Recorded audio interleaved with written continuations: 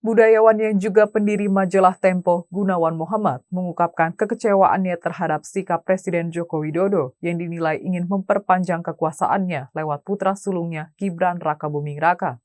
Kekecewaan itu disampaikan Gunawan di acara Rosi yang bertajuk Rakyat Percaya Siapa, Jokowi, Ketua MK atau Gibran di Kompas TV. Bahkan Gunawan yang sebelumnya dikenal sebagai pendukung Jokowi tersebut menitikan air mata ketika menceritakan keresahan hatinya. Mula-mula pembawa acara Rosiana Silalahi menanyakan bagaimana suasana hati Gunawan saat menuliskan surat kekecewaan atas sikap Jokowi.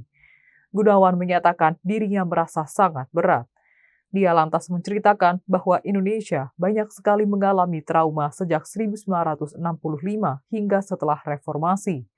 Trauma itu terjadi karena pergantian kekuasaan yang berdarah, perlawanan terhadap rezim Orde Baru, penculikan aktivis, kerusuhan rasial, hingga kekerasan terhadap minoritas. Gunawan lantas hendak melanjutkan kalimatnya. Namun saat itu matanya tampak berkaca-kaca. Pria 82 tahun itu mengungkapkan sejak kecil dirinya diminta untuk menanamkan harapan terhadap tanah air Indonesia. Menurut dia, menjadi orang Indonesia bukan hanya sekadar nasib, melainkan juga membawa amanah bagi keselamatan bangsa. Dia kemudian menceritakan pengalaman dari rekannya, yakni Eri Riana Harja Pamekas, yang sempat bertemu Presiden Jokowi sebelum terbitnya putusan Mahkamah Konstitusi yang memuluskan Gibran Rakabuming Raka sebagai cawapres. Menurut Gunawan, saat itu Eri Riana berbicara dengan Jokowi soal uji materi terkait syarat usia capres dan cawapres yang sedang berjalan di MK. Saat itu, Presiden sempat menanyakan apa yang harus dia lakukan.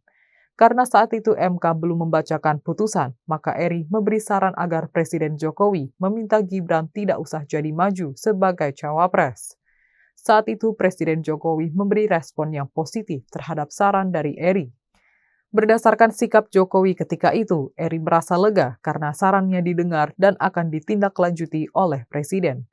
Kenyataannya, Gibran justru memanfaatkan putusan MK yang kontroversial tersebut untuk mendaftar sebagai cawapres berpasangan dengan Prabowo Subianto. Pendiri komunitas Salihara itu pun menilai ada potensi krisis yang lebih serius jika nantinya terjadi konflik di pemilu 2024, sementara tidak ada wasit yang dapat dipercaya. Jangan lupa follow, like, dan subscribe sosial media Tribun Jateng. Download Tribun X sekarang, menghadirkan lokal menjadi Indonesia.